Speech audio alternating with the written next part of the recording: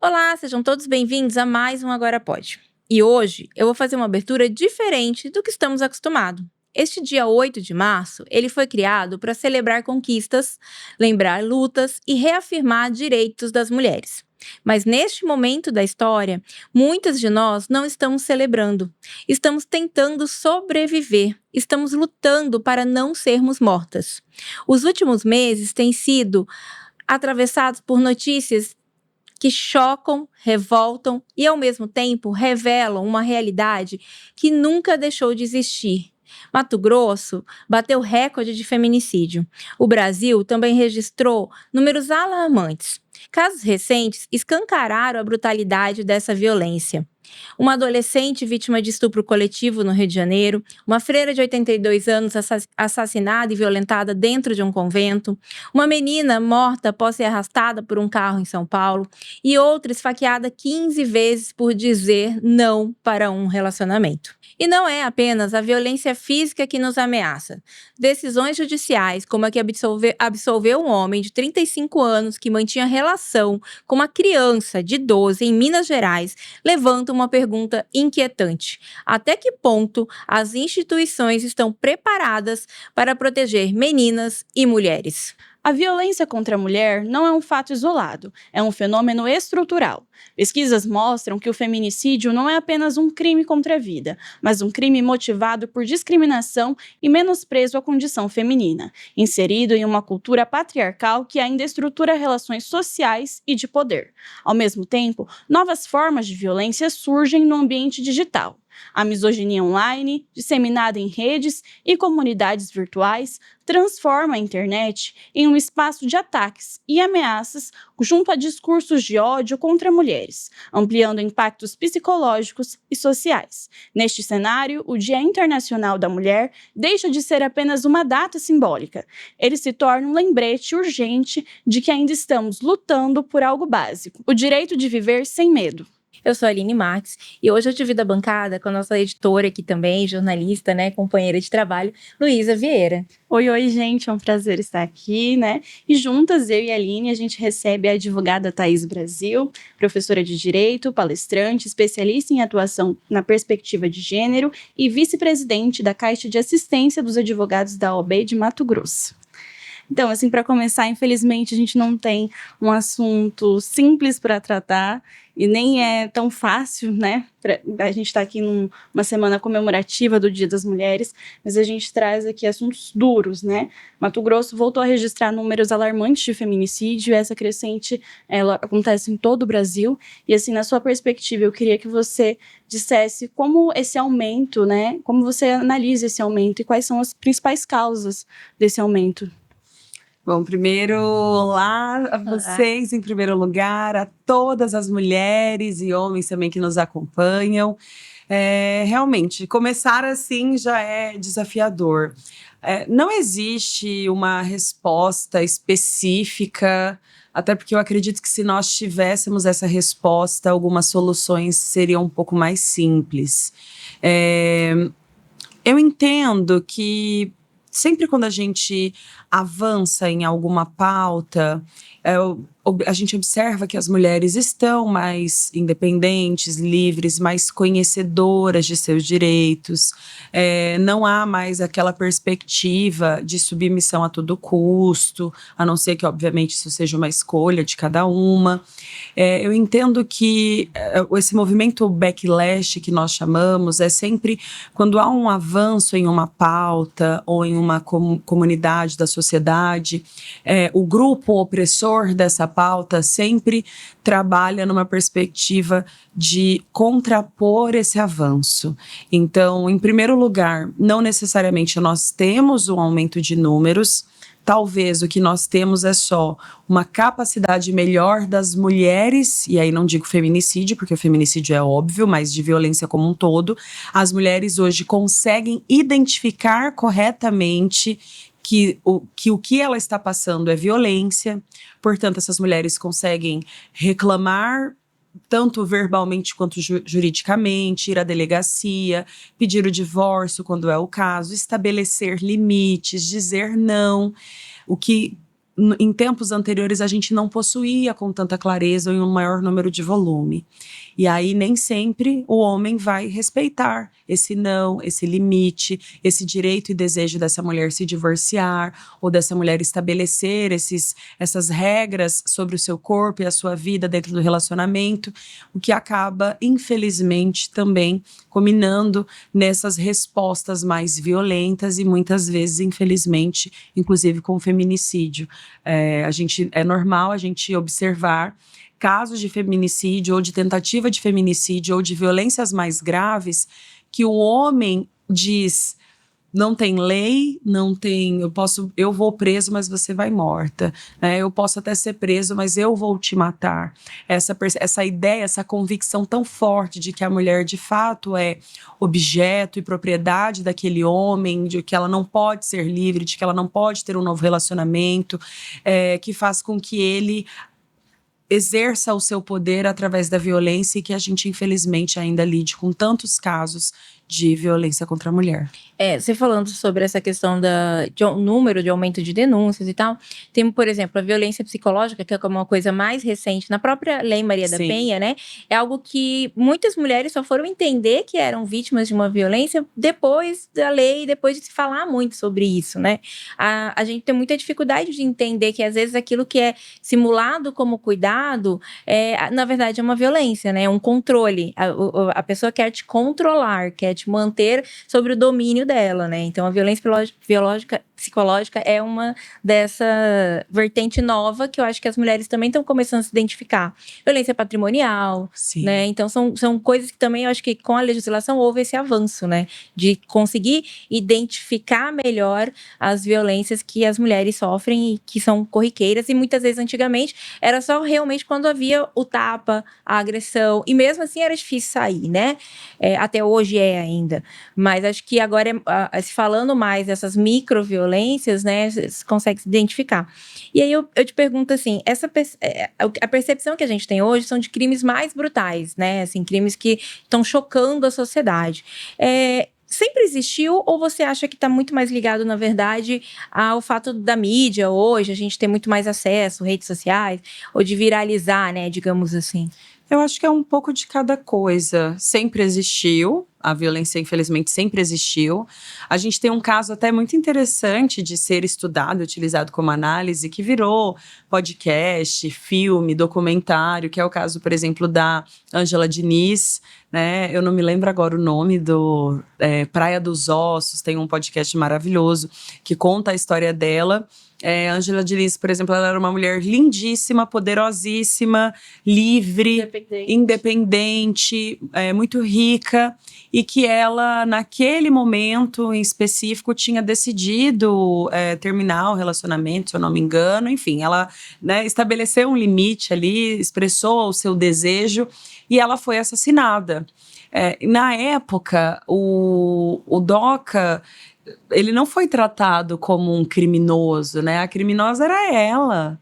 Era ela que se comportava errado, era ela que estava fora. Então, em primeiro lugar, o que eu acho que mudou muito é essa percepção da gente entender a mulher que é a vítima como vítima e o homem como agressor. Que bom, já melhorou muito, ainda há muito a melhorar.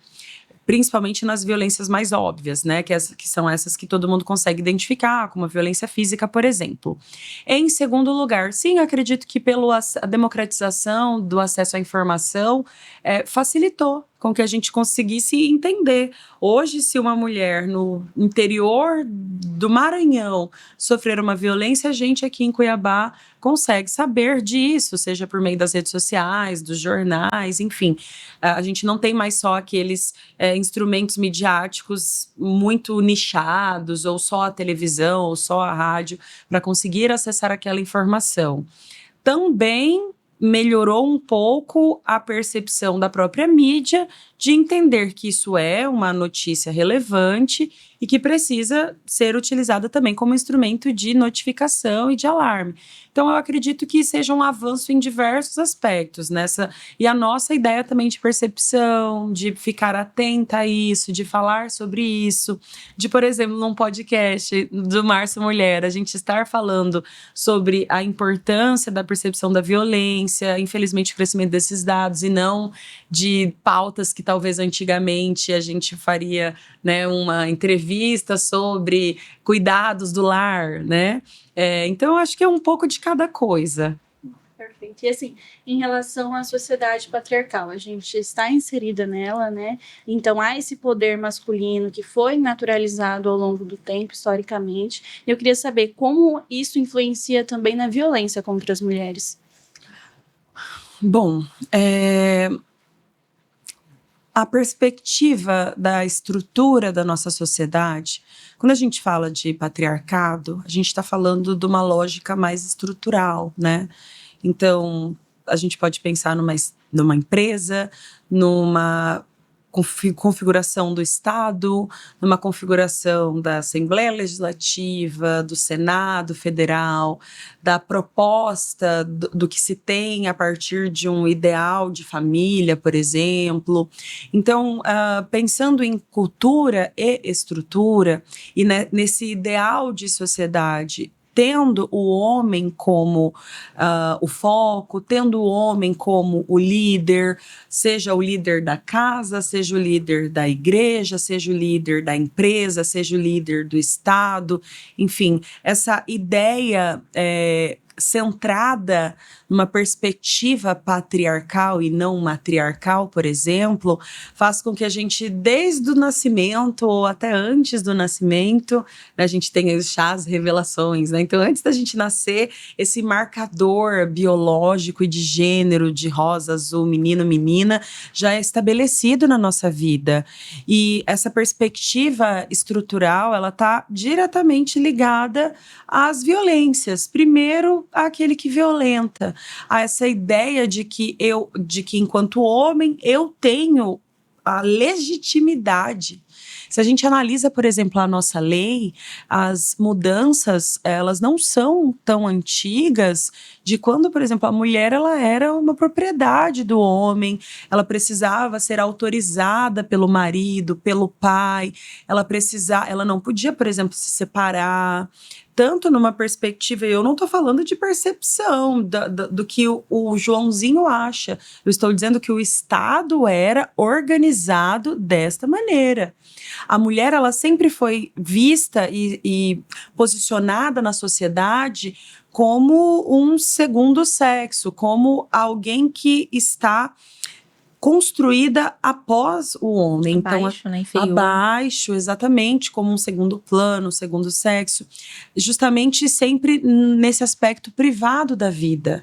Então, os lugares reservados às mulheres sempre foram esses lugares privados, a casa, o lar, o exercício da maternidade, e a sociedade, numa perspectiva estrutural, sempre para o homem. Então, a rua é para o homem, a empresa é para o homem, debater política é para o homem, ocupar uma cadeira no Congresso Nacional é para o homem, trabalhar é para o homem, e a mulher sempre nesse espaço de não protagonismo, né?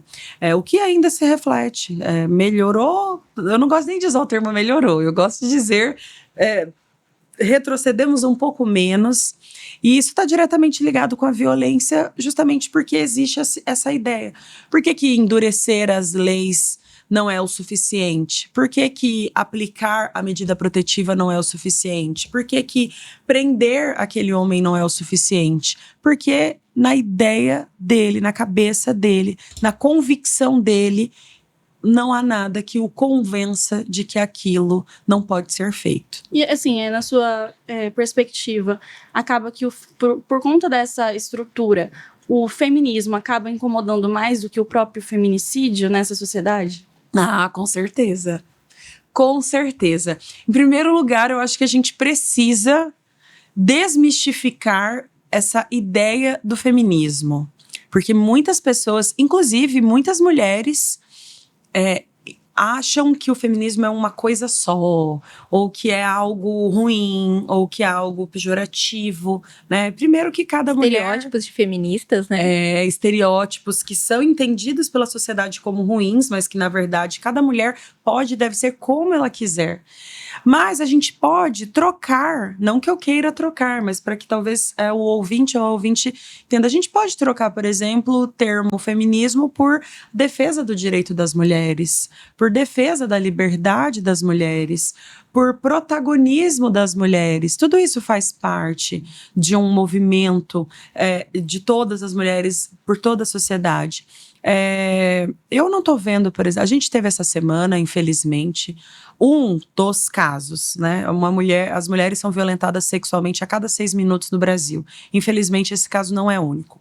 Mas chocou o Brasil um caso gravíssimo, nojento, de uma menina que foi estuprada por 4 homens. 5. Né? 5. Tem o namorado, o ex-namorado. Pronto. O menor, 4 adultos. 5 amigos que combinaram, como se combinassem ir jogar uma bola, ir tomar um chopp, combinaram e toparam de juntos violentarem sexualmente essa menina. Na minha rede social, e eu estou falando de uma perspectiva particular, eu não vi o post de um homem revoltado com essa situação. Eu estou dizendo que os homens não se revoltam? Eu não estou dizendo isso. Eu só estou dizendo que na minha rede social, que eu sigo bastante gente, eu não vi. Se teve alguém que colocou, ótimo, parabéns, não fez mais do que obrigação. Mas assim, e aí se a gente vê, por exemplo, uma fala polêmica,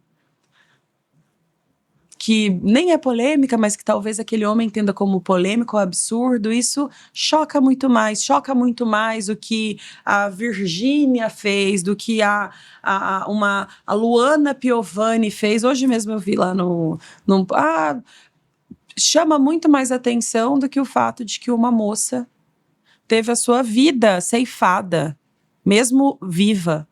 A vida dela foi ceifada por 4 minutos. 5 que combinaram, como se fosse ali a um bar. E a gente, às vezes, não consegue combinar 5 amigas para poder uma ajudar a outra, porque a gente não aprendeu isso. Então, essa é a realidade, né, do que a gente vive. Então, sim, mais mulheres deveriam e devem e podem entender mais sobre seus direitos, entender mais sobre sua liberdade e entender que elas podem ter a opinião que elas quiserem sobre os seus corpos e sobre os corpos de outras mulheres e apoiarem umas às outras. E a gente pode dar isso o nome do que a gente quiser, porque até a demonização do feminismo também é um projeto de sociedade. A sociedade que é privilegiada da forma como é e chegou até aqui dessa forma, não tem interesse que a gente se revolte. Esses 5 meninos que decidiram violentar essa menina não têm interesse que a sociedade se revolte. O desembargador que deu a decisão sobre a moça, a menina de 12 anos que foi vítima de um homem de mais de 30, não tem interesse de que toda a internet se movimentasse para dar luz ao absurdo que foi aquele caso. Talvez, se isso tivesse passado batido, teria passado batido. E gerado jurisprudência, né? Que é o que exatamente. Tem gerado essa questão. E complicado a vida de outras mulheres. Então, não é interesse da sociedade que a gente estude, que a gente leia, que a gente se revolte, que a gente tenha opinião, que a gente venha aqui, 3 mulheres, falar sobre esse assunto, porque a gente mexe com os privilégios que foram construídos até os dias de hoje. Falando sobre essa questão de mais mulheres ocupando espaço, né? Até sobre esse caso do estupro coletivo no Rio de Janeiro, o advogado de um dos acusados foi dar uma entrevista e aí tinham muitas jornalistas, né? Mulheres entrevistando. E conforme ele foi falando de consentimento e tal, e não sei o quê, a jornalista, assim, foi ficando indignada. Ela falou assim, como você tá falando de consentimento com costela quebrada? Tipo assim, quebraram a costela dela. Então, assim, essa é a importância de você ter mulher nesses momentos. Porque talvez se ali fosse um grupo majoritariamente de repórteres homens, eles não teriam talvez esse confronto. E foi assim, afrontosa mesmo a entrevista, sabe? Assim, os principalmente as mulheres indo pra cima do advogado, sabe? Do tipo, não, como assim consentimento? O que você tá falando, né? E você tá negando o laudo, né, e tal. E aí ele foi ficando mais assim, né, se embananando, falou várias asneiras, inclusive. Mas assim, lógico, tá tentando defender ali, né, um papel Tá dele. exercendo a Mas profissão assim, dele. eu acho que essa é a diferença quando você tem mulheres ocupando esses espaços, né? E aí, trazendo um contexto sócio-histórico que eu tenho estudado das perspectiva de misoginia, violência doméstica, subjetividade feminina, essa questão do patriarcado, ele não é nem secular, ele é milenar. Porque eu estava pesquisando sobre essa questão da mudança da sociedade, ela começa a mudar a partir do momento que o homem entende o papel dele na reprodução feminina. Então, o primeiro domínio dele é sobre o corpo. É sobre a sexualidade da mulher. Justamente porque ele entende que ele tem papel naquela reprodução. Então, esse corpo é meu, porque esse filho tem que ser meu. Entende? E isso foi lá ainda na época, tipo, na transição ali de nômades para que a população começasse a ficar em lugares fixos e tudo mais. Então, é lá milenar que a gente começa a ter essa movimentação. Ao ponto de mulheres, antigamente, terem que tomar banho em águas escuras, nos rios, com roupas, para não expor seus corpos, né? Seus corpos. Enquanto os homens poderiam... Que não eram delas, né? Porque era propriedade do... Exatamente. Então, assim, é uma perspectiva muito antiga, né? Lógico que a gente tá, que nem a gente tá falando de mudanças de leis recentes, né? A Constituição é recente. Então, a gente tá ainda quase que engateando se a gente parar para pensar nesse histórico patriarcal que a gente tem de uma sociedade, né? Agora, trazendo um pouquinho pro tempo mais atual, assim, a questão da misoginia, que tem sido mais debatida, né, em alguns espaços. Você acredita que a criminalização é o caminho ideal, assim, pra gente trabalhar essa temática? Ou, assim, conter um pouco dessa... A criminalização da misoginia? Olha, assim... Porque hoje se discute muito, né? Igualar com racismo ali, com homofobia e tal. E criminalização da misoginia. Eu acredito. Tudo vai depender de como o projeto de lei será construído, né? Assim, de como essa lei será construída. Falando como mulher exclusivamente, eu acredito que toda forma de violência, inclusive a grupos, como é a perspectiva do racismo, ela precisa ser, sim, criminalizada. Porque quando a gente... trata de uma violência ao grupo, não é aquela mulher em específico, né? Porque daí eu tenho o crime de ameaça, de injúria, de difamação, enfim. Eu entendo, sim, que toda violência precisa ser, sim, criminalizada. Mas, como advogada, estudante, assim, dessa perspectiva de políticas criminais no nosso país... Eu, infelizmente, não acredito muito na capacidade do nosso sistema criminal de efetivamente reeducar e ressocializar as pessoas. Então, assim, é importante que isso fique separado, né? Sim, eu acho que punição deve haver para todo tipo de violência, como também para as mulheres. Acredito que se a lei for bem pensada, bem debatida, bem recortada, não tem por que a gente temer. Então, deve se preocupar só quem talvez é misógino, né? Mas eu acho que a gente precisa refletir sobre medidas mais efetivas, né? Porque tá à prova isso. A lei, ela é efetiva, a Lei Maria da Penha é exemplar a nível mundial, né? A lei do feminicídio é muito importante, as medidas protetivas são muito eficazes. Há em Mato Grosso um dado muito interessante da patrulha da Lei Maria da Penha. Então, quando a mulher ela sofre uma violência, ela procura ou um advogado, ou a delegacia, ou a polícia, ou a defensoria pública, e ela relata aquela violência e pede as medidas protetivas a seu favor. Uma das opções é a Patrulha Maria da Penha. Então, existe uma patrulha na polícia específica que vai ficar ali fazendo esse patrulhamento de proteção dessa mulher na casa dela. É maravilhoso, é um trabalho incrível. Há um dado da Patrulha Maria da Penha que toda mulher que optou pela patrulha e que foi ali protegida, assessorada pela patrulha, nenhuma delas morreu. Nenhuma. Então, olha só a importância, né? Como é efetivo. Mas mesmo assim, a gente ainda tem aqueles homens. Eu citei aqui no começo, eu vi recentemente o vídeo, era um homem, um agressor, ele acho que era professor, era um vídeo da casa, ele agredindo a mulher. porque ela queria se separar, e ele falava, nós não vamos nos separar. Falou, e eu posso ir preso, mas você vai pro caixão. Então, não tem lei para esse homem, né? Assim, lei na perspectiva, não tem pena que modifica a ideia desse homem de que ele não vai se separar daquela mulher. Então, a gente precisa, sim, criminalizar, punir com rigor. A gente precisa de críticas e reformas no nosso sistema de criminal como um todo no país. Isso é para tudo, não só para crimes contra a mulher. Mas a gente precisa também pensar numa mudança estrutural e cultural da nossa sociedade para que minimamente os futuros meninos, que serão os homens, que serão os meninos, que serão os futuros homens, não precisem nem de lei, né? Certo. E assim, agora no âmbito da internet mesmo, e falando, né, dessa influência em que comunicadores têm sobre os jovens, né? A gente tem visto um fenômeno recente, que é o crescimento de comunicadores digitais, que acabam influenciando com falas misóginas, grupos Red Pill, incels e outros espaços da chamada machosfera, né? E eu queria saber como esses movimentos, de certa forma, influenciam, né? Como os jovens enxergam as mulheres hoje. Eu, por exemplo, já acho que isso tinha que ser criminalizado. Tem um projeto de lei de criminalização do movimento Red Pill, se eu não me engano, algo nesse sentido. As pessoas são livres para terem a opinião do que elas quiserem, desde que essa opinião não seja criminosa, violenta, estereotipada, enfim. As pessoas, eu defendo a liberdade de expressão, é importante a gente registrar isso, mas a mídia precisa ser regulamentada, principalmente então, em primeiro lugar, criança e adolescente não é para estar na rede social, isso é muito importante.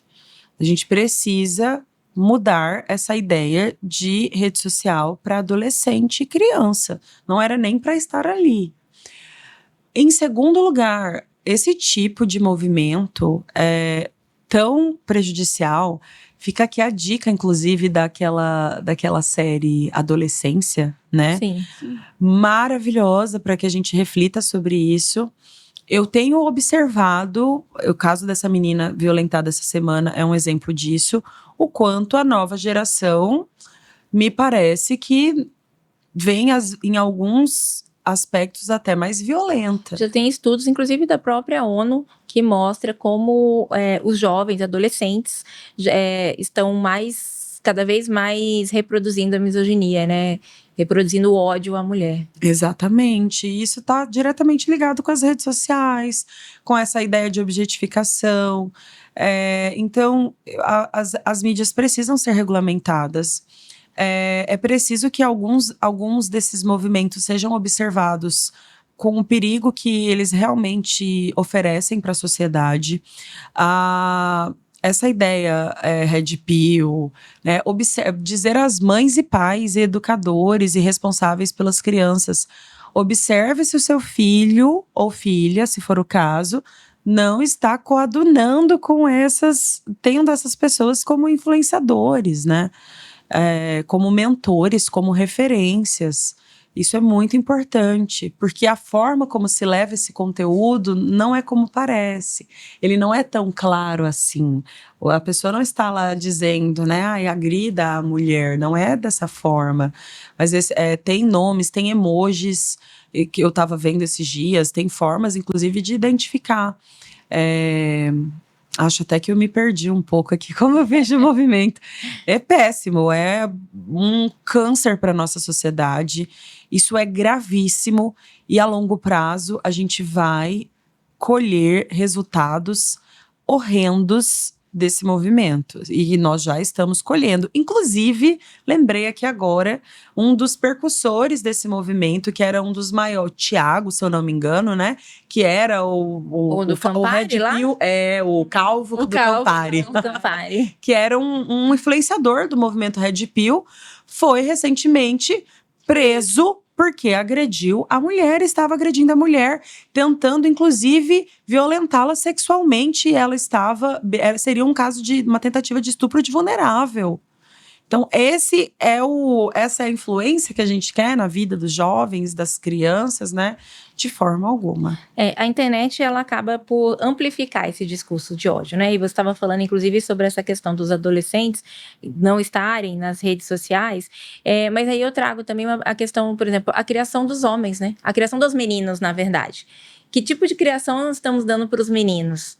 Não é? A gente está ensinando as nossas filhas, as meninas, a se defender, a fazer defesa pessoal, a andar com spray de pimenta, né? Ou então, enfim, até a roupa, às vezes a gente tem que falar, né? Porque, olha, filha, é difícil, infelizmente a sociedade é essa, tal. Então, assim, a gente está tendo que ensinar as nossas meninas se defenderem, às vezes limitar elas também por conta desse embate, né? De falar, olha, dependendo da reação do menino ali, sai fora, né? Observa. Mas e aí, como a gente está criando esses meninos? Então, assim, como responsabilizar também, né, essa sociedade, na sua visão, Thaís, desses pais, dessa criação, ou como inibir também, de certa forma, essa violência, né? Ou mudar também essa forma de criação dos meninos, né? Bom, assim, como eu não sou psicóloga, educadora, gostaria muito de poder ter até uma resposta mais profunda e técnica sobre isso. Mas, assim, em primeiro lugar, o que eu acho muito importante a gente se lembrar não é nossa culpa. Eu sempre vejo, às vezes, alguns materiais, ou às vezes as próprias mulheres, assim, se sentindo culpadas, do tipo, eu criei, né? Eu que educo. Se você cria o seu filho sozinha, na verdade já é culpa do pai que abandonou você, essa criança, né? Então já começa por aí. A gente precisa dar responsabilidade aos homens. O Brasil é um país que tem dados alarmantes de homens, pais, que não cumprem com o mínimo da sua responsabilidade afetiva, financeira e tudo mais. Mas sim, é papel da família educar essas crianças, principalmente os meninos, as meninas, para que sejam livres, né, para que sejam empoderadas, para que saibam identificar as violências, para que saibam identificar bons relacionamentos, e os meninos para que sejam bons homens. Só que não adianta só o trabalho de casa ser bem feito se a rede social está lotada de um contraponto, do oposto disso, se a escola não tem uma perspectiva atualizada sobre o que é ser menino ou menina, né? Então eu acho interessante de analisar qual que é o material da escola, qual é o conteúdo da escola, o que a escola pensa sobre isso, o que a escola ensina sobre isso. A professora repreende, não repreende, o professor repreende, não repreende, né? Então onde também, para fora do lar, essa criança convive, que tipo de conteúdo pessoal e midiático essa criança, esse adolescente absorve, né? Exatamente, para que ele se forme. Uma música, às vezes, é violenta. Então, a misoginia, ela está nas minúcias do nosso dia a dia. Ela está numa série, num filme, numa capa de revista, em um outdoor, em uma propaganda, em um comentário, em uma piadinha, em uma brincadeira, em um ditado popular. Porque às vezes a gente faz assim o trabalho de casa impecável, a mãe e o pai ensinam da melhor forma possível, mas aí todo o resto, né, a criança é uma esponja, né? Então eu acho que a gente pode fiscalizar melhor e ter mais cuidado com todos esses demais espaços para que não fique só dentro de casa a perspectiva de uma educação positiva em relação à criação de meninos e meninas. Perfeito. Você retratou, né, a importância da criação da Lei Maria da Penha no combate à violência contra a mulher, mas a gente vê hoje muitos movimentos políticos que ameaçam enfraquecer, de certa forma, as políticas de proteção às mulheres, né? E você acredita que hoje há um movimento antifeminista organizado para isso? Há movimentos organizados que eu julgo que são pequenos e não tão potentes, que se denominam antifeministas. Mas há os movimentos que não se denominam dessa forma e que são antimulheres. É importante dizer, E aí, sim, é muito forte, né? Então, você tem hoje figuras políticas, autoridades políticas que foram eleitas sobre um discurso violento contra as mulheres, né? Você tem referências, pessoas influentes nas redes sociais, etc. Então, independentemente de dar o nome como antifeminista, a gente precisa identificar quem são os inimigos das mulheres. São muitos, quase todos. Na verdade, é mais fácil a gente dizer quem não são os inimigos das mulheres. E é importante dizer isso: o inimigo da mulher não é o cara que vai só dar um depoimento agressivo. O inimigo da mulher não é só o homem que vai fazer que bate em uma mulher. O inimigo da mulher, às vezes, é aquele cara que tá em um grupo de WhatsApp, vendo uma mulher ser exposta e não fala nada. É conivente com aquela situação, né? Exatamente. O inimigo da mulher é um homem que tá correndo no parque e tá assediando essa mulher com os olhos de maneira agressiva Filmando, e violenta. às vezes por baixo de saia, Filmando. no mercado. A gente teve um caso aqui em Cuiabá. Exatamente. Os inimigos das mulheres, eles estão em todos os espaços. E, infelizmente, também nos espaços de poder. A quem interessa falar mal da Lei Maria da Penha? A quem interessa diminuir as mulheres que são referências, autoridades, que são exemplos? A quem interessa espaços de poder sem mulheres? Por que manter isso? Por que falar mal da Lei Maria da Penha? A gente teve recentemente um caso, inclusive até escreveu um artigo científico sobre isso, de um canal de comunicação relativamente famoso que fez um documentário mentiroso, colocando como protagonista o agressor da Maria da Penha. Sim, do marido. Que foi processado, julgado e condenado, inclusive internacionalmente, para um canal querer espalhar na sociedade que é mentira. E ainda que fosse um episódio, não era sobre a Maria da Penha, a mulher Maria da Penha, é sobre a lei. Quantas mulheres sobreviveram graças a essa lei? Quantas mulheres hoje conseguem fugir de casa graças à lei?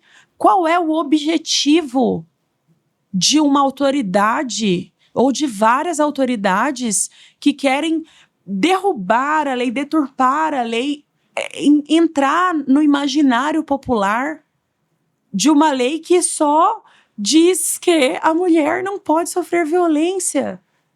Então, é muito mais grave. Então, assim, o movimento que se denomina antifeminista é até pequeno, perto daqueles que, na verdade, só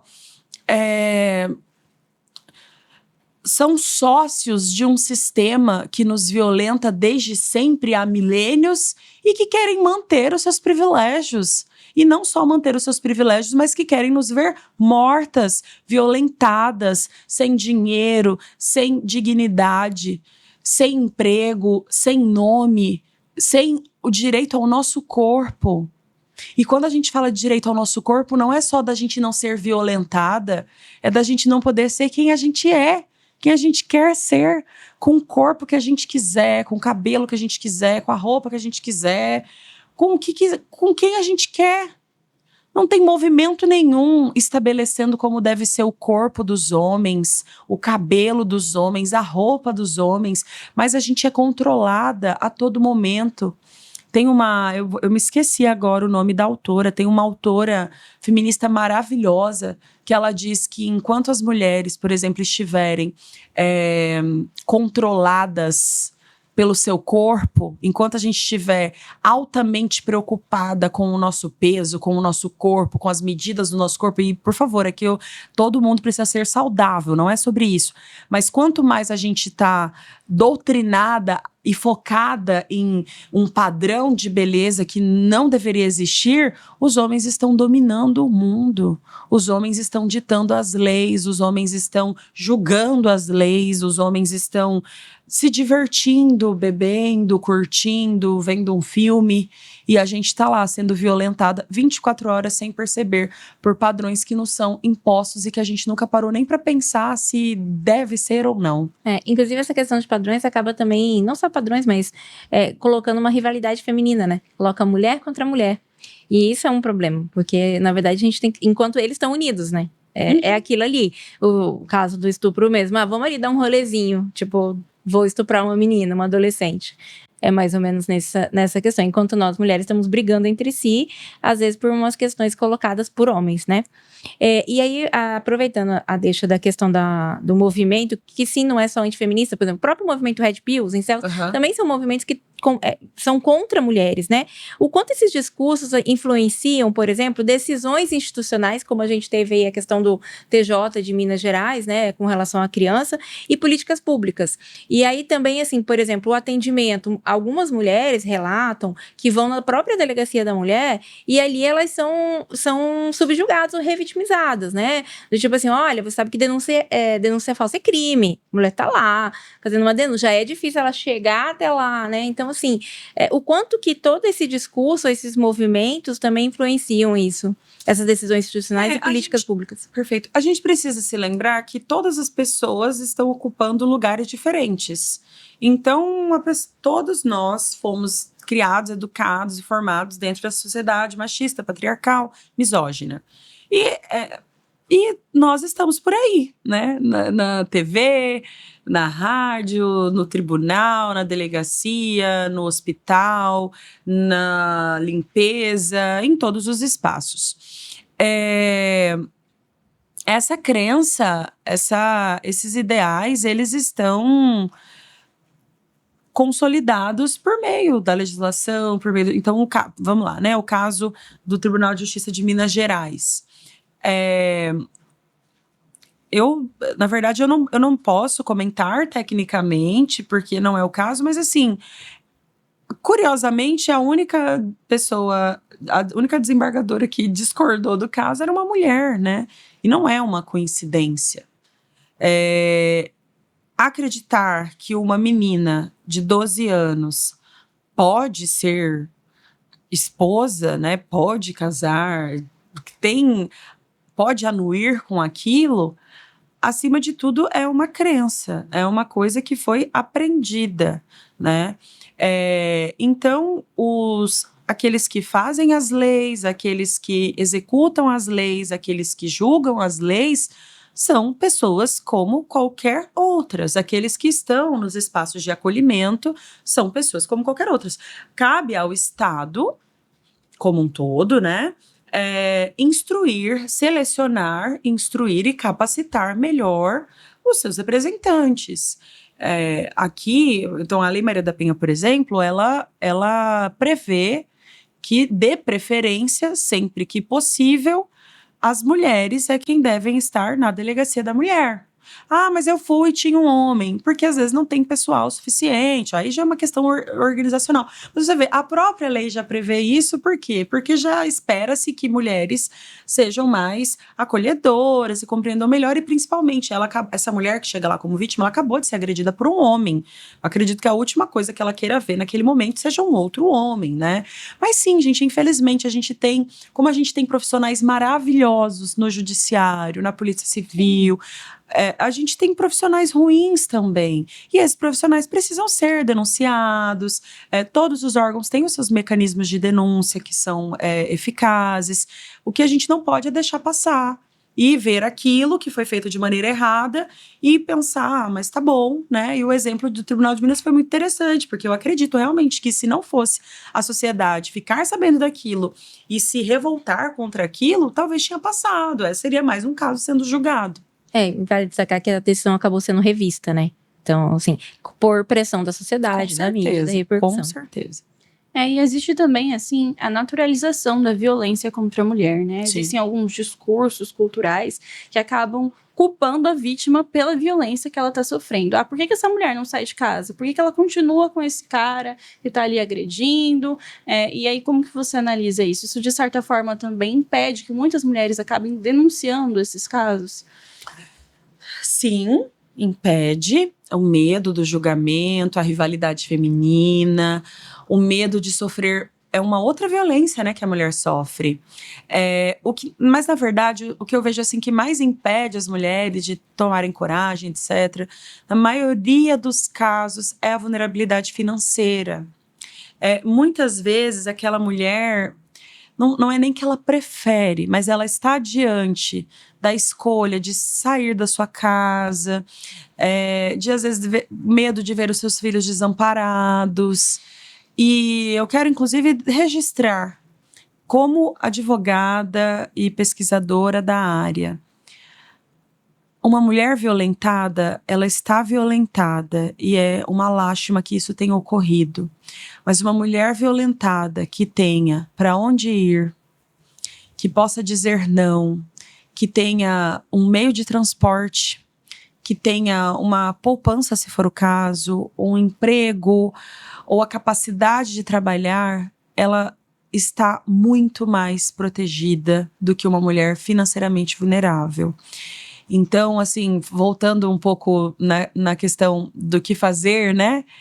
Eduquem as meninas para estudarem, trabalharem, terem o seu diploma, terem o seu dinheiro, terem o seu... Eu vi até esses dias, o dinheiro do não.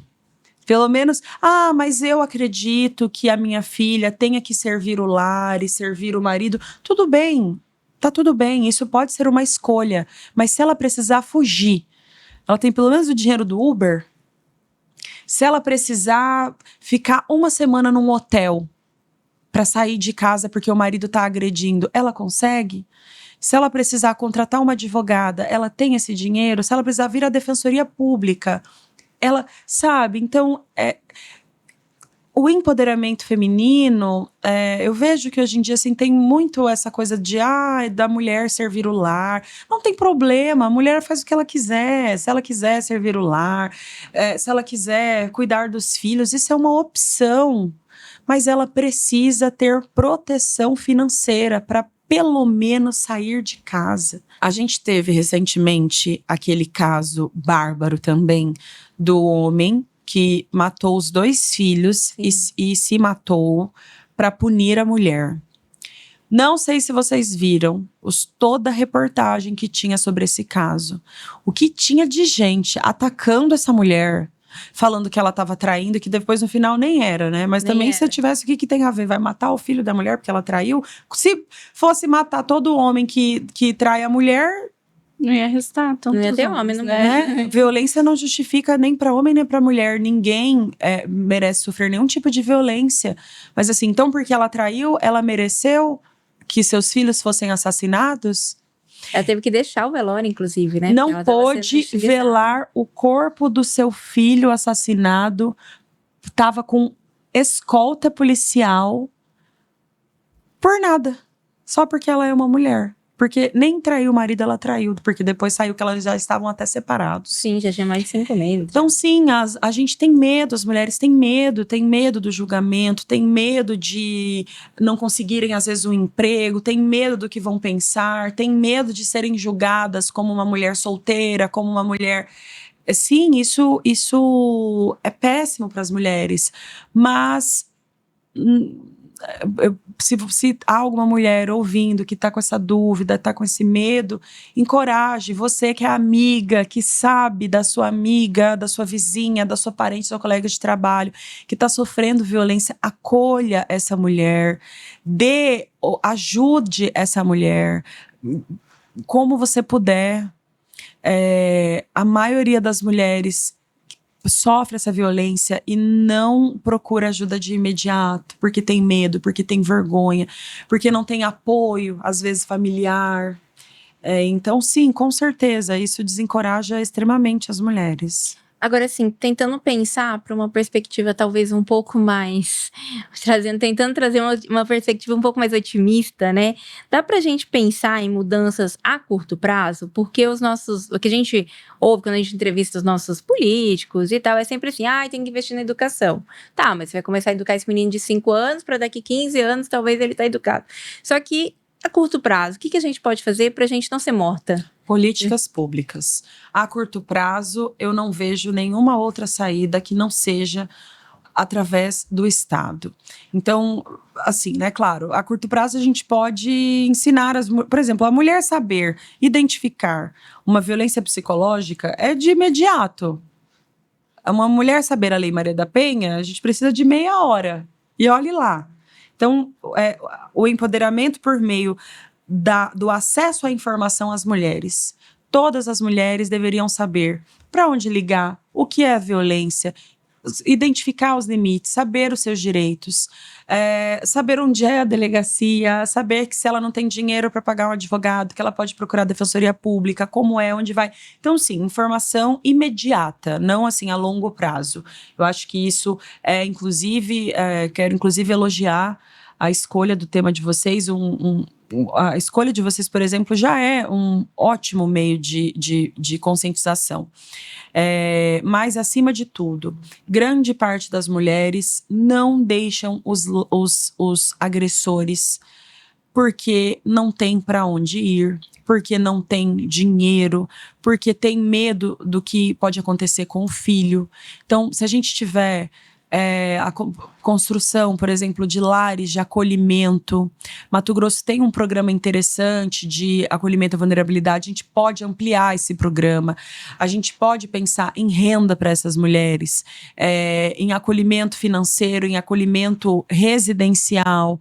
Isso já modificaria muita coisa, porque quando a gente pensa de imediato, talvez a gente não consiga evitar que o homem cometa aquela violência, mas acolher essa mulher corretamente, fazer com que ela consiga identificar essa violência já é interessante.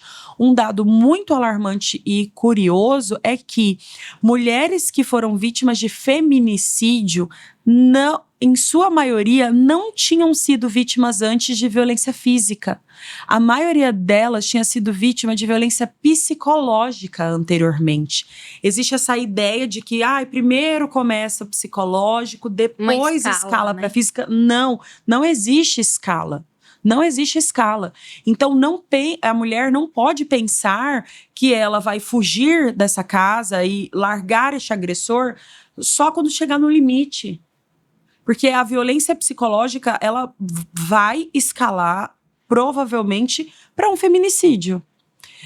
Então, essa conscientização da mulher saber identificar a violência e saber o que fazer com isso e ter por parte do Estado resoluções imediatas. Dá sim para imediatamente a gente pensar em auxílios financeiros melhores, casas de acolhimento. É o tempo de construir a casa, né? Então, assim, de casas de acolhimento, de programas de políticas públicas voltadas para as mulheres vítimas e seus filhos. A gente já tem muita coisa, mas dá sempre para ampliar e melhorar. E assim, no âmbito das instituições, né? O que precisa mudar nas instituições, na justiça, na polícia, para que essas mulheres se sintam de fato acolhidas, né? Quando buscam a polícia, a justiça. As instituições têm instrumentos interessantes de políticas internas, que não só instituições, como as empresas também, que podem ser adotadas, né? A exemplo de fiscalização, orientação, palestra, enfim. Mas a criação de ouvidorias é muito interessante, justamente porque, sendo uma ouvidoria correta, essa mulher tem um espaço de acolhimento com o qual ela possa contar. Mas, acima de tudo, políticas de cotas são muito interessantes, porque quando a gente tem mais mulheres nos espaços de poder das instituições, tudo muda. Então, é importante que as instituições entendam as cotas como necessidade, como obrigação e como, inclusive, instrumento de enriquecimento do trabalho das empresas e das instituições. todos os espaços. A diversidade, ela enriquece a sociedade. A diversidade, vista como um todo, nas empresas e nas instituições, faz com que essa instituição avance, com que essa instituição cresça. Quando a gente pensa em diversidade, a gente não pode pensar só em mecanismo de proteção, que também é muito importante, mas em mecanismo de enriquecimento, inclusive financeiro, se for o caso. Então, as instituições, elas precisam ter programas profundos, sérios e rigorosos de acolhimento, de fortalecimento, de organização do seu pessoal, enfim, seja na contratação, seja nas instituições que são políticas de maneira geral. Então, existem diversas maneiras. E elas são digo que até óbvias, é só uma questão de prioridade. Acho que assim, você falando sobre isso, me veio uma questão também de trabalhar, principalmente nas forças de segurança, que tem uma cultura um pouco mais violenta, né? Uma coisa mais agressiva. E a gente teve caso recente da moça estuprada na delegacia, lá em Sorriso, um outro caso de uma denúncia de uma adolescente contra policiais. E o que a gente vê e assiste é o estupro sendo usado como arma, né? E isso em países, por exemplo, que vivem em guerras, por exemplo, é sempre isso. O estupro é usado como uma arma contra a mulher, né? E isso é uma problemática que acho que também tem que ser trabalhado com esses homens que estão na força de segurança, né? Para ver a mulher, enfim, ter outras atitudes, né? Eu acredito na formação continuada de todo e qualquer ser humano. Acredito na reeducação, acredito no fator medo de algumas punições. Algumas pessoas realmente não vão mudar ou não têm interesse em mudar, mas podem ter medo das consequências. Mas, acima de tudo, órgãos fiscalizadores. Eu entendo que o caso mesmo citado de Sorriso é um caso mais delicado, assim, no aspecto de a gente entender que é uma estrutura, né, mais fechada. Mas tem muita coisa que passa e que, na verdade, não é que a instituição não está sabendo ou não tem acesso, mas é aquele olhar, é aquela notícia que chega e que a gente trata como se fosse particular, é aquele comportamento que a gente entende que faz parte, que é assim, porque é claro que a gente está falando aqui de um estupro, que é o ápice da violência. Mas a cultura do estupro existe. E este criminoso agressor que chegou ao ato em si, com certeza absoluta, tem comportamentos que estão atrelados ao desrespeito à mulher em menor escala.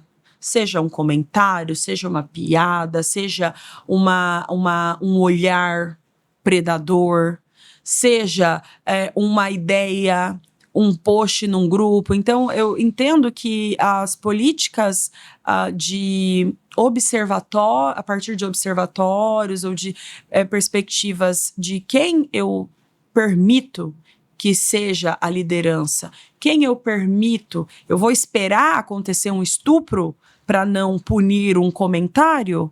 E eu não estou dizendo que um comentário precisa ser punido tal qual um estupro. Mas quem não respeita pouco, também não respeita muito. Quem violenta pouco, também violenta muito. É só uma questão de oportunidade.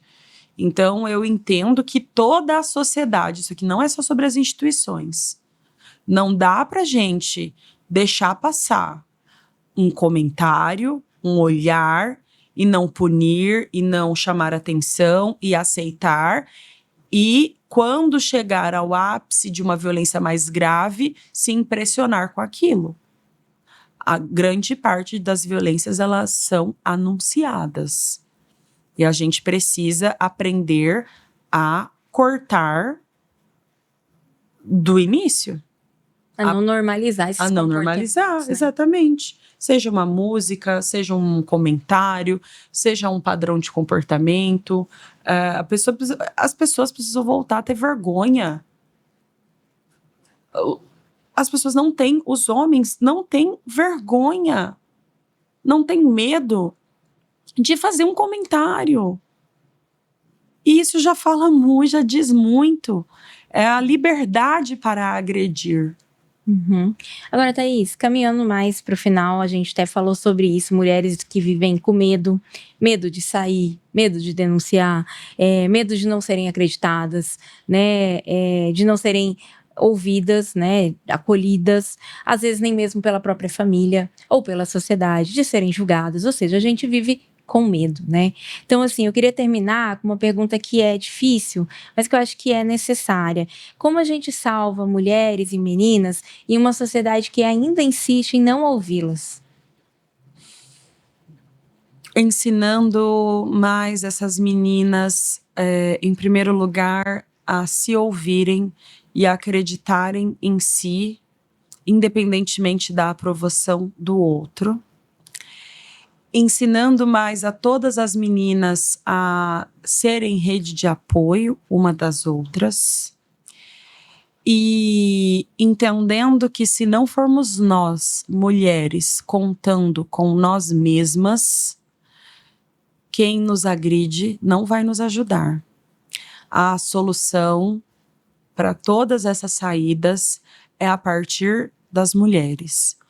E é importante também que a gente entenda que nós não somos nem as culpadas e muito menos as responsáveis para mudar quem nos agride.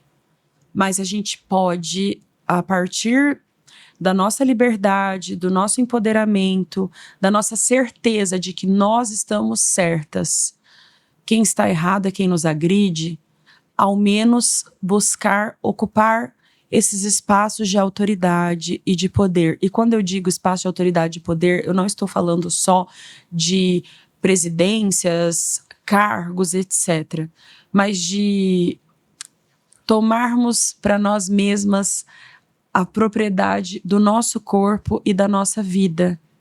E entender que não há ninguém durante toda a nossa vida que pode tirar isso da gente.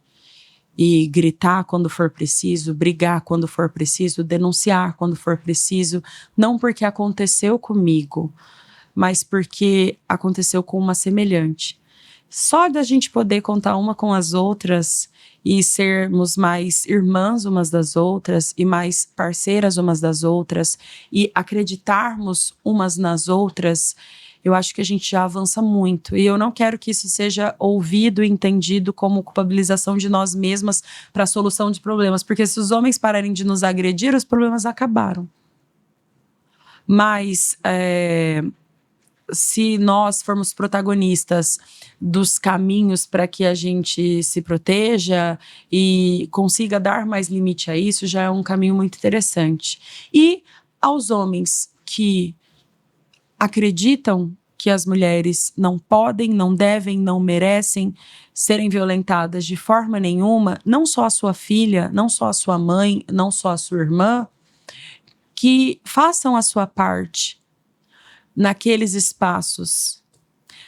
O homem que for, falo isso inclusive com a voz embargada, convidado para estuprar uma menina, não só recuse, mas denuncie.